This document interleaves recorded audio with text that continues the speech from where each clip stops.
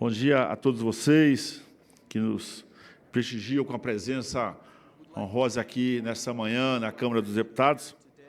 Nessa oportunidade também agradecer e registrar o compromisso do nosso presidente, deputado Arthur Lira, que disponibiliza as instalações dessa casa para novamente tratarmos de um tema de uma dimensão nacional.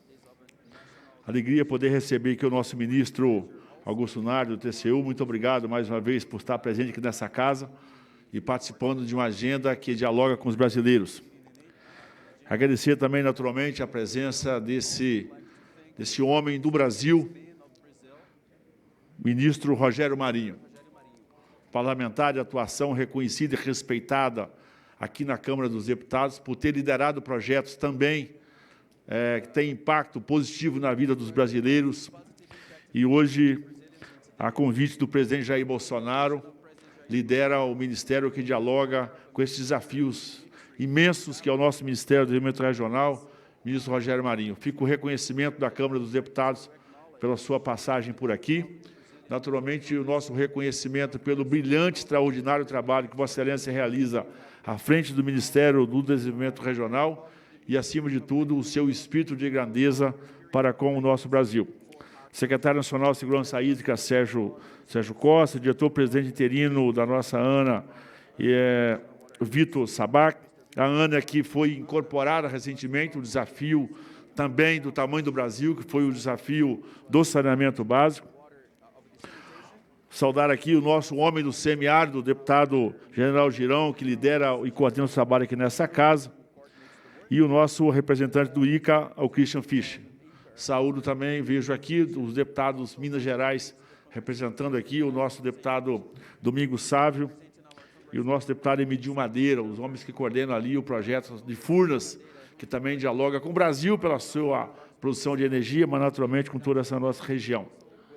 Ministro Rogério Marinho, Vossa Excelência está sempre à frente de temas que, como eu disse, que nos orgulha os brasileiros ter um homem da envergadura e da competência e do comprometimento que tem Vossa Excelência para com esses desafios.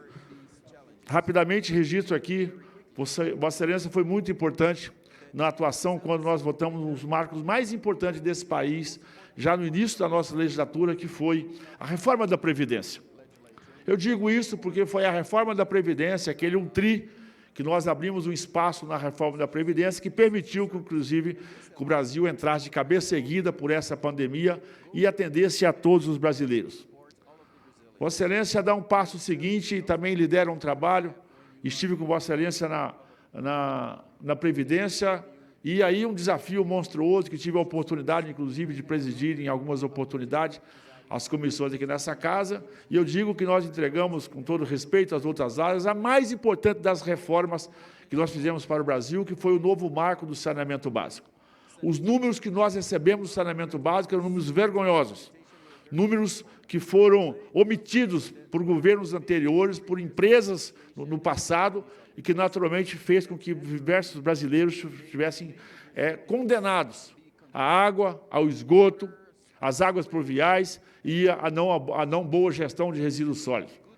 Eu digo isso porque foi Rogério Marinho, novamente, com a sua experiência e sensibilidade de homem público, nosso ministro Augusto Nardi. Rogério Marinho foi nosso líder, para que nós, realmente, dessemos um passo importante e entregássemos ao Brasil, eu considero de novo, porque é um marco que, além da economia, além das questões conhecidas, o novo marco do saneamento básico, acima de tudo, é o novo marco da dignidade.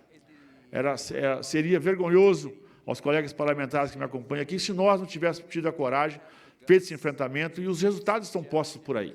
É desse tema e dessa grandeza que, novamente, está aqui Rogério Marinho, retornando à sua casa, que vai ser sempre a Câmara dos Deputados, e a Câmara dos Deputados estará de pé e a ordem para que possamos agora dialogar com esse outro tema desafiador, um tema que poderia passar pela nossa omissão, naturalmente passaria até desapercebido, mas, mais uma vez, a Câmara dos Deputados e o Governo Federal, liderado aqui nesse tema por Rogério Marinho e a equipe que acompanha, mas, naturalmente, acima de tudo isso, pelo presidente Jair Bolsonaro, um homem que tem realmente feito a diferença pela sua forma proativa com que trata dos temas cruciais para esse país. no momento tão difícil da humanidade. 3 coisas assolam a humanidade, isso é a história que diz.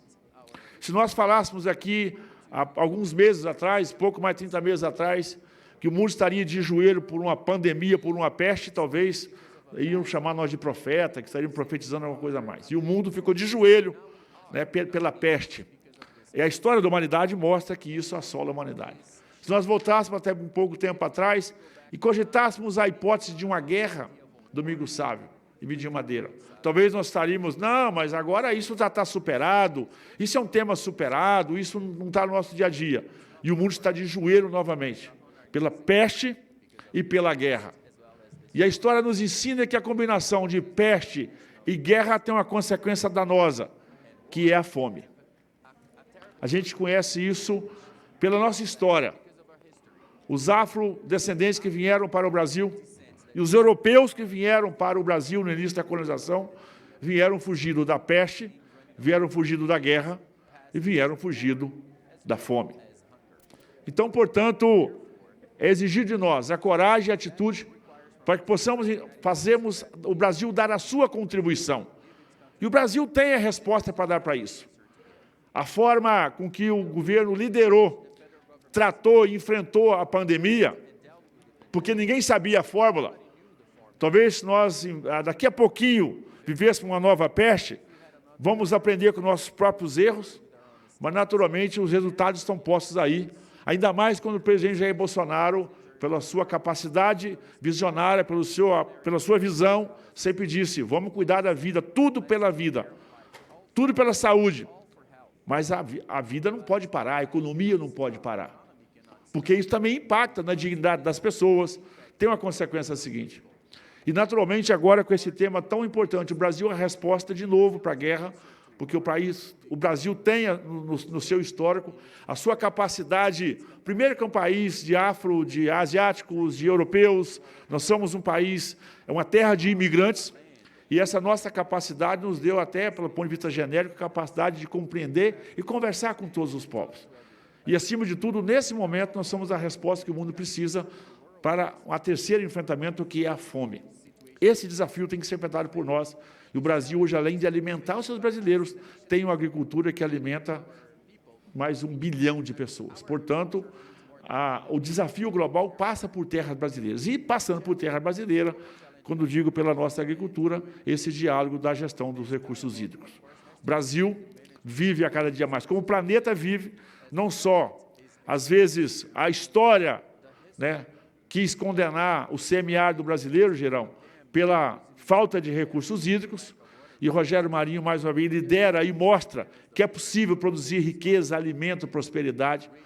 Fiquem atentos, o semiárido brasileiro pode ser a nossa nova grande fronteira agrícola, produtora de alimento, assim como foi o Cerrado, foi descoberto, foi desbravado, e a ciência, a tecnologia, a inovação, o empreendedorismo fez o Cerrado brasileiro, né, esse grande celeiro. Fiquem atentos, porque com o projeto liderado, agora encabeçado por Rogério Marinho, pelo governo Jair Bolsonaro, de levar talvez o último grande produto que faltava, porque o semiárido tem calor, temperatura, umidade, radiação e agora tem água. A partir disso daí, com a tecnologia, com a nossa Embrapa, com a nossa empresa de pesquisa, o semiárido caminha para ser o grande novo celeiro brasileiro. Isso é muito importante. Feito isso, o Brasil precisa de dialogar realmente com os recursos hídricos, porque não só na sua falta, onde foi condenado o semiárido brasileiro no passado, mas hoje já temos respostas tecnológicas e de engenharias. Para isso, naturalmente, ele tem que dialogar também, às vezes, com os excessos. A cada dia mais, a gente percebe-se que, ao longo da história, a infraestrutura brasileira não levou em consideração o percurso, o circuito natural das nossas águas, assim mesmo como o seu uso. Quando a gente olha para São Paulo, é vergonhoso como que deixaram a grande São Paulo chegar a esse tamanho, sem considerar um ativo importante para a sobrevivência das pessoas, que é a oferta de recursos hídricos. Tudo isso nos chama de questionamento, e, mais uma vez, nós estamos aqui, como vice-líder do governo, com muito orgulho, a agradecer e registrar aqui a liderança do presidente Jair Bolsonaro, aqui na pessoa do nosso ministro Rogério Marinho, e do parlamento, que não vai ser omisso de tratar desse tema, e eu tenho certeza que entregaremos aos brasileiros um marco de recursos hídricos digno de orgulho, de reconhecimento, de correção de rumos e, naturalmente, o nosso grande mapa da prosperidade. O Brasil precisa transformar suas águas em fontes de vida, em fontes de sustentabilidade, de preservação ambiental, mas, naturalmente, fazer de cada percurso, de cada gota d'água também uma grande fonte de riqueza, para que possa produzir riqueza, para que possa levar essa riqueza aos brasileiros, fazendo a distribuição de renda necessária e fazendo o Brasil realmente o país da prosperidade, do futuro, do respeito e da dignidade. Obrigado a todos, que Deus nos abençoe e seja muito bem-vindo aqui à Câmara dos Deputados para esse importante marco que nós estamos iniciando no dia de hoje.